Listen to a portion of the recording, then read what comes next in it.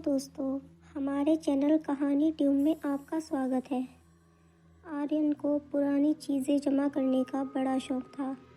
एक दिन उसे एक कबाड़ी की दुकान से बेहद खूबसूरत मगर अजीब पुराना आईना मिला। आईने के चारों तरफ काले लकड़ी के नक्शे बने हुए थे जो देखने में बिल्कुल सांप जैसे लगते थे। आर्यन ने उसे अपने बेडरूम की ठीक सामने वाली दीवार पर लगा दिया।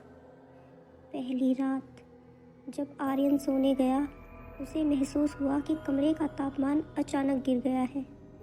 उसने कंबल ओढ़ लिया, पर तभी उसे एक हल्की सी आवाज़ सुनाई दी, क्रच क्रच, जैसे कोई कांच पर नाखून रगड़ रहा हो। उसने आंखें खोली और सामने आईने की तरफ देखा। अंधेरे में आईना चमक रहा था। आर्यन ने देखा कि आईने के अंदर उसका अपना अक्स थोड़ा टेढ़ा खड़ा है, जबकि आर्यन खुद बिल्कुल सीधा लेटा हुआ था। आर्यन की सांस फूलने लगी। उसने हिम्मत जुटाई और थोड़ा हिलने की कोशिश की, लेकिन आईने वाला आर्यन बिल्कुल नहीं हिला। वो बस वहीं खड़ा रहा और धीरे धीरे मुस्कुराने लगा। वो मुस्कुराहट इतनी बड़ी थी कि आर्यन के चेहरे पर कभी आ ही नहीं सकती थी। अचानक आईने वाले अक्स ने अपना हाथ बाहर निकाला। असल दुनिया में आर्यन का हाथ बिस्तर पर ही था, लेकिन उसने देखा कि आईने से एक काली ठंडी उंगली बाहर निकलकर दीवार को छू रही है। आर्यन चीखने की कोशिश करने लगा, पर उसकी आवाज़ गले में ही दब गई।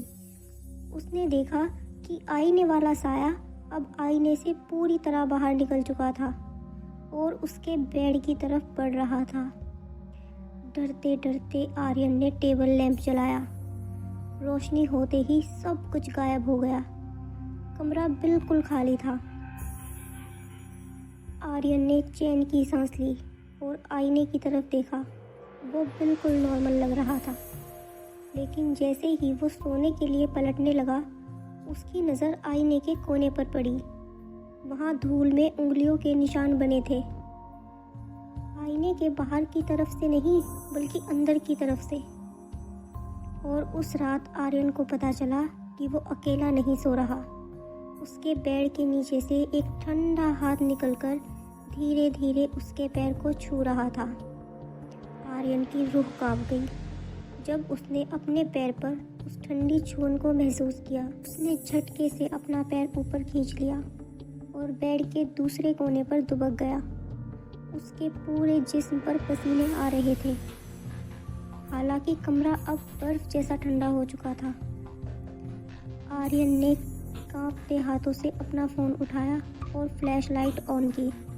उसने बेड के नीचे रोशनी डाली, लेकिन वहाँ कुछ नहीं था, सिर्फ धूल और सन्नाटा।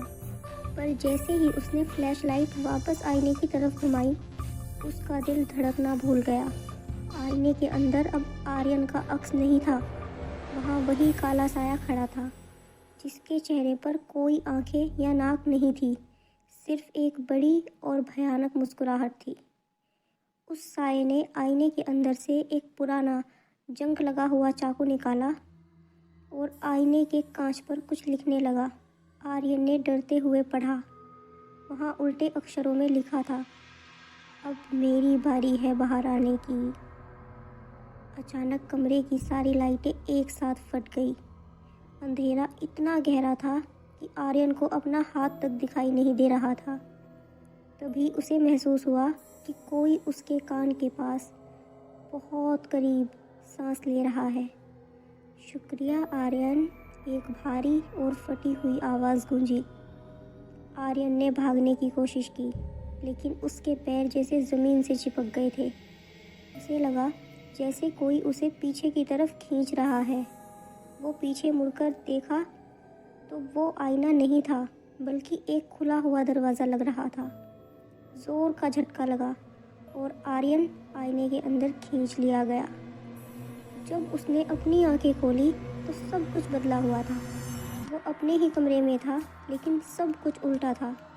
किताबें उल्टी रखी थी, घड़ी की सुइयां पीछे चल रही थी और कमरे में कोई रंग नहीं था, सिर्फ ब्लैक एंड वाइट। उसने सामने देखा, आईने के उस पार असली दुनिया में आर्यन खड़ा था। वो वही साया था जो अब आर्यन का रूप ले चुका था। उसने आर्यन के कपड़े पहने हुए थे और बेड पर आराम से बैठकर आर्यन की तरफ देखकर हाथ हिला रहा था। असल दुनिया वाला साया मुस्कुराया और उसने आईने के ऊपर एक भारी काला पर्दा डाल दिया। आर्यन ने चीखते हुए आईने पर मुक्के मारे, पर वहाँ से कोई आवाज़ बाहर नहीं गई। अब आर्यन उस आईने के अंदर कैद था और बाहर की दुनिया में आर्यन बनकर कोई और घूम रहा था। पर्दे के पीछे उस ठंडे और बेरंग आईने की दुनिया में आर्यन बुरी तरह फंस चुका था। हर तरफ सन्नाटा था और हर चीज़ कांच की तरह नाजुक पर लोहे जैसी सख्त थी। आर्यन ने पर्दा हटाने की कोशिश की, लेकिन उसकी उंगलियां कांच की दीवार को छूकर रह गई। उसने बाहर से हल्की हल्की आवाज़ें सुनी। उसने देखा कि वो साया जो बिल्कुल आर्यन जैसा दिख रहा था, उससे मिलने आई उसकी माँ से बात कर रहा था। माँ बोली, आर्यन बेटा तुम ठीक तो हो? आज बहुत शांत लग रहे हो। साये ने मुस्कुराकर कहा, हाँ माँ, मैं बस थोड़ा थका हुआ हूँ। आर्यन ने पूरी ताकत से आईने पर वार किया। माँ, मैं यहाँ हूँ। वो मैं नहीं हूँ। पर बाहर सिर्फ एक हल्की सी थप थप की आवाज़ गई, जिसे माँ ने नज़रअंदाज कर दिया। तभी आर्यन की नज़र उस आईने के फ्रेम पर पड़ी, जहाँ वो पुरानी काली लकड़ी के सांप बने हुए थे। उसने देखा कि उन सांपों की आंखें चमक रही हैं। उसे समझ आया कि ये आईना सिर्फ एक रास्ता नहीं, बल्कि ये एक शिकारी है। इससे बाहर निकलने का सिर्फ एक ही रास्ता, एक अक्स के बदले दूसरा अक्स। आर्यन ने अपने दिमाग पर जोर डाला। उसे याद आया कि जब वो आईने के अंदर खींचा गया था, तब उसकी फ्लैशलाइट ऑन थी। उसने देखा कि उसकी फ्लैशलाइट अब भी उसके पास थी, लेकिन उसकी रोशनी काली थी। उसने उस काली रोशनी को सीधा आईने के उन लकड़ी के सांपों की आंखों पर डाला। अचानक पूरा आईना थरथराने लगा। बाहर खड़ा वो नकली आर्यन अचानक दर्द से चीखने लगा। उसका चेहरा पिघलने लगा और असली काला रूप बाहर आने लगा। नहीं, ये नहीं हो सकता, वो साया चीखा। आर्यन ने अपनी पूरी हिम्मत जुटाई और आईने के उस कमज़ोर हिस्से पर टक्कर मारी जहां रोशनी पड़ रही थी। कड़क, कांच में एक दरार पड़ी। बाहर की दुनिया में माँ डर के मारे पीछे हट गई जब उन्होंने अपने बेटे का चेहरा पिघलते देखा। आर्यन ने एक आखिरी बार जोर लगाया और कांच को तोड़ते हुए बाहर कूद गया। जैसे ही आर्यन बाहर गिरा, वो साया वापस आईने के अंदर खींच लिया गया।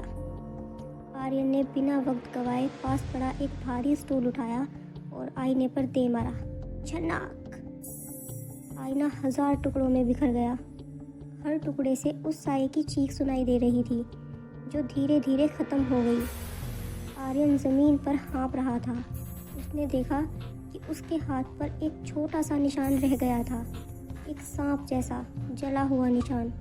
उसने आईने के टुकड़े उठाकर फेंक दिए, लेकिन उस रात के बाद से आर्यन ने कभी किसी आईने में अपनी आंखों में आंखें डालकर नहीं देखा, क्योंकि कभी कभी जब वो अंधेरे कमरे से गुजरता है, उसे लगता है कि कमरे में लगे हुए किसी भी चमकदार हिस्से से कोई उसे अब भी देख रहा है।